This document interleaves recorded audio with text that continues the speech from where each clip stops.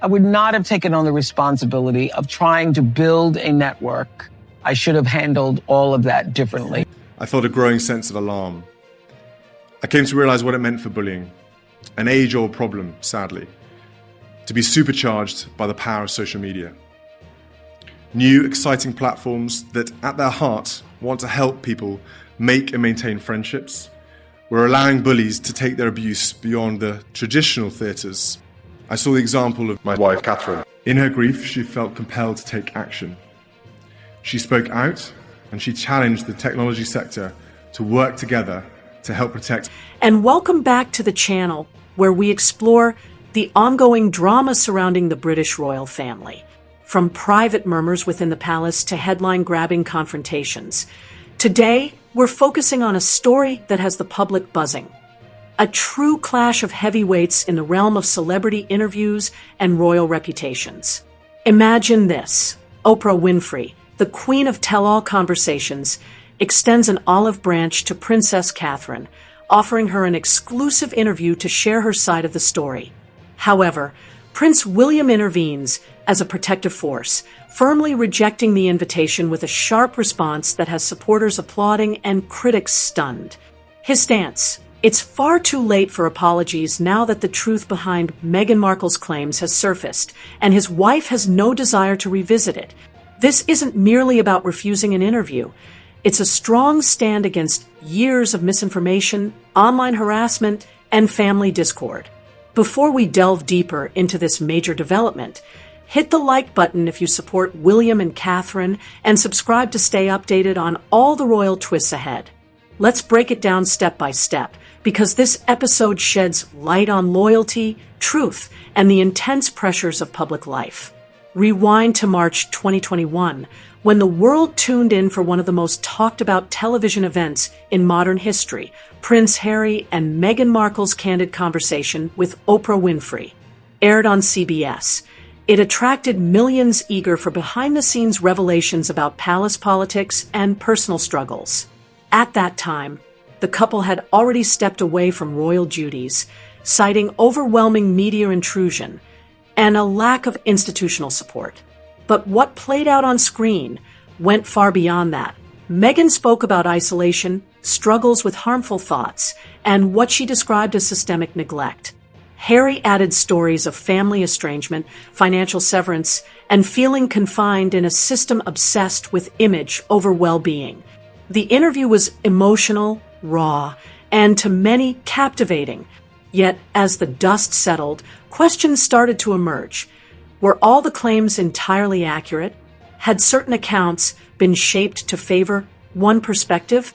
That broadcast didn't just reveal their side. It cast a shadow over the entire monarchy, especially Prince William and Princess Catherine, who were portrayed in ways that many of their supporters found unbalanced. This moment fueled years of tension, split royal watchers into opposing camps, and set social media ablaze with disputes. Fast forward to now, and it's clear the aftershocks are still hitting Windsor. Palace insiders have long hinted that not every claim held weight, and with new developments, it appears that unresolved truths are resurfacing. Looking closer, some of the most inflammatory assertions from that 2021 conversation continue to face scrutiny. One major point was Meghan's claim about a discussion within the royal family concerning the skin tone of her unborn son, Archie. Harry later clarified that it was a single awkward exchange early on, but the implication of racism lingered, prompting Prince William to publicly state during a school visit, "We are very much not a racist family." It was the first time a senior royal directly addressed the allegation, and it highlighted the pain felt by those accused without proper defense. Another controversial moment was the flower girl dress story, where early reports claimed Meghan made Catherine cry before the 2018 wedding. But in the interview, Meghan reversed it, saying Catherine upset her and later apologized with flowers and a note. Meghan stressed that she forgave her, but later sources suggested the issue was more complex, leaving lingering tension, and a narrative that didn't fully reflect the emotional impact. Meghan also painted a broader picture of royal life, saying she was silenced, denied help for her mental health, and stripped of personal freedoms such as her passport and keys. Harry drew parallels to his mother Diana's experiences, evoking sympathy, but also skepticism from those familiar with royal procedures. Subsequent fact checks clarified that passports are typically held for security during official duties, not as control measures. Critics highlighted inconsistencies, including Meghan's half-sister Samantha producing photographs to refute claims of estrangement, revealing more complex family dynamics than initially portrayed. These discrepancies didn't remain confined to headlines. They fueled a surge of online abuse directed at Catherine, who was frequently compared unfavorably to Meghan on social media. Trolls attacked her looks, parenting, and even her health during her own difficult periods. This mix of questionable narratives and real-world hostility sets the stage for why the latest chapter matters so much. As one royal analyst noted, the legacy of that interview lies not only in what was said but in the division it created, leaving wounds that time alone hasn't healed. And the human toll has been significant, particularly for Princess Catherine, who in the years after became a prime target for online harassment. What began as comparisons between her and Meghan escalated into vicious ridicule. Social media buzzed, with hashtags belittling her, questioning her authenticity, and spreading baseless speculation about her marriage and health. This wasn't abstract. It was relentless, magnified by the global reach of that broadcast. Catherine, known for her composure under pressure, rarely speaks out herself, but those close to her have shared how deeply this affected her. During her cancer diagnosis and treatment in 2024, the bullying worsened, with conspiracy theories about her absence flooding the internet. Prince William, always the protector, addressed it indirectly by calling for privacy and kindness, but the damage was already inflicted. Insiders have revealed that the fallout from that interview struck the family deeply, with William reportedly furious at the time, feeling it broke not only royal protocol but the trust between brothers. He was said to have lost his appetite for a week leading up to the broadcast, a clear indication of the strain it caused. For Catherine, as a mother of 3 young children, the focus shifted to protecting George, Charlotte, and Louis from the noise. She prioritized family stability, enrolling them in schools that offered a sense of normalcy and staying away from the spotlight whenever possible. Still, the online abuse persisted, fueled by echoes of the interview's narrative. Experts in media and psychology have pointed out how such high-profile accusations can validate hate, turning private matters into weapons. In Catherine's case, it revealed the double-edged reality of royal life. Enormous privilege combined with exposure to global scrutiny. This background is vital because it explains why any approach from Oprah now feels like too little, too late. The damage wasn't just emotional. It fractured public dialogue, making reconciliation seem impossible without acknowledgement of the harm done. Fast forward to recent months, and the story thickens with whispers that Oprah herself has started reevaluating the full scope of that 2021 interview. Sources in Hollywood suggest she's been reconsidering its impact, especially as new information and counter-narratives have surfaced. Online videos and discussions have circulated claims that Oprah made a live television apology to Catherine, admitting she may have been misled and shedding light on what some call Meghan's years of deception.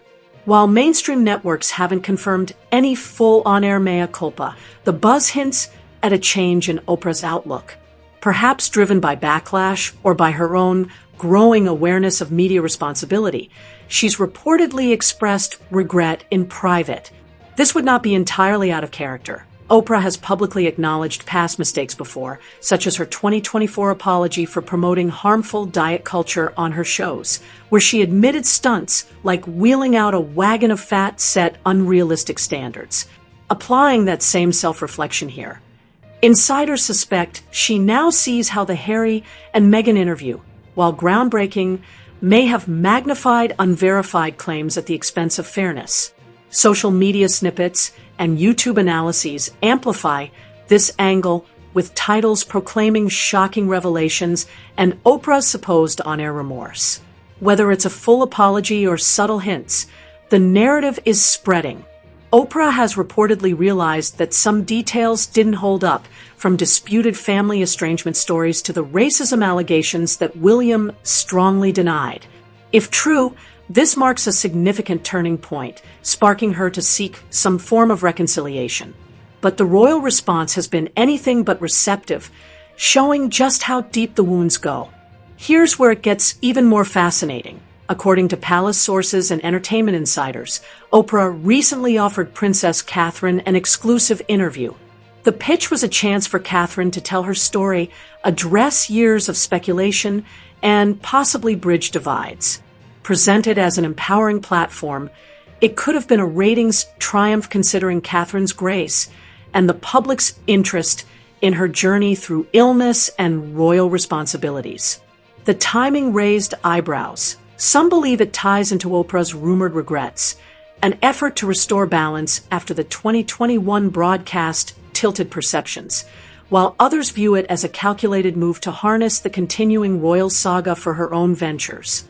Whatever the reason, the proposal reportedly came through discreet channels, bypassing direct palace handling to keep it under wraps. Yet word leaked, igniting immediate debate online. Would Catherine agree? Fans hoped for an honest discussion that could challenge earlier narratives, while skeptics feared it might reopen old wounds. Ultimately, the decision was left to William and Catherine, who weighed potential benefits against the cost to their privacy, something they fiercely guarded since 2021. As more details surfaced, it became clear this wasn't merely a media invitation, but a potential turning point in the royal narrative, one that could reshape relationships or deepen divides. And then came the moment that rocked royal circles. Prince William, stepping forward like a lion defending his pride, personally shut down Oprah's offer with a message loaded with years of pent-up frustration. It's too late to apologize when you finally see Meghan Markle lied. It's too late. My wife doesn't want to do interviews or mention you. Sources say he went even further, adding, she's endured enough online abuse since your deceptive sit-down with Meghan Markle. No royal will ever grant you another exclusive. Rejected. This wasn't a courteous refusal. It was a thunderous statement carrying the weight of William's 2021 defense when he publicly declared, "We are very much not a racist family," in response to the interview's most damaging claim. Insiders describe him as still bitter and hurt, viewing that original broadcast as a betrayal not only of royal tradition, but of personal trust between brothers. The fallout left him sleepless and without appetite in the days before the 2021 airing, proof of the emotional burden. Now, in 2025, with Catherine having endured a grueling chapter of illness and recovery, the wounds remain far from healed. After Catherine's cancer battle, William's protective instincts are running stronger than ever. The online harassment she endured, magnified by narratives stemming from the Oprah interview, left lasting scars, from cruel hashtags to baseless gossip about her health and marriage. His refusal of Oprah's proposal carries multiple layers. It shields his wife, rebukes media opportunism, and draws a firm boundary for the monarchy's future. By calling the 2021 interview deceitful, he echoes the views of royal supporters who have long questioned its credibility, citing inconsistencies such as the passport claim and shifting family dynamics that later came to light. This response also reflects his advocacy for mental health, seen in initiatives like Heads Together, where he has actively campaigned against online abuse. Catherine's silence is telling as well. Her attention remains on her family and recovery, not on public disputes. Reports of previous requests for Harry and Meghan to apologize before family occasions, such as Prince Philip's memorial, underscore that this is not a sudden resentment. William's statement is not only personal but also a strategic move, sending a clear signal to major media outlets that the royals will no longer play into sensationalist narratives. The rejection has resonated widely. Supporters view it as a stand for truth and loyalty, while critics debate whether it was too severe. Either way, it marks a defining moment, reinforcing William and Catherine's determination to safeguard their family and reshape how the monarchy interacts with a media landscape driven by instant headlines and viral drama. In a broader sense, Prince William's refusal of Oprah's interview request is not just about one declined conversation. It represents a dramatic redefinition of the monarchy's relationship with the press in an era of fast-moving stories and polarized audiences. The 2021 Oprah sit-down with Harry and Meghan didn't merely make news. It fundamentally altered how the royal family engages with media, exposing cracks in an institution built on discretion. William's stance signals a new era of caution, where broken trust is no longer easily repaired. By labeling the earlier claims deceptive, he prioritizes authenticity over reconciliation staged for viewership. This position aligns with King Charles's efforts to modernize the monarchy, upholding tradition while fiercely protecting personal boundaries. For media figures like Oprah, it serves as a wake-up call. Her brand, which thrives on intimate confessions, risks credibility damage if high-profile subjects choose to close ranks. The fallout from the 2021 interview, magnified by social platforms, showed how unchecked claims can spiral, fueling online harassment, something Williams specifically cited. This also reflects a wider conversation about digital hostility, with research showing that 60% of adults have experienced online abuse, a statistic painfully mirrored by Catherine's ordeal. The refusal challenges media outlets to strengthen their fact-checking for headline-making interviews, where emotional storytelling often races ahead of verified information. For the Wales family, it represents a reclamation of their narrative, centering on their initiatives, such as Catherine's work in early childhood and William's mental health campaigns, without reopening old wounds. Polls indicate that 70% of Britons admire their resilience, suggesting this decision may bolster their image as steadfast figures amid turmoil.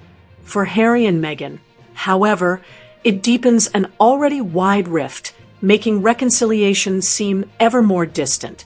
Yet this is not just about royalty. It is a case study in how fragile truth can be in the digital age, where a single broadcast can fracture trust for years.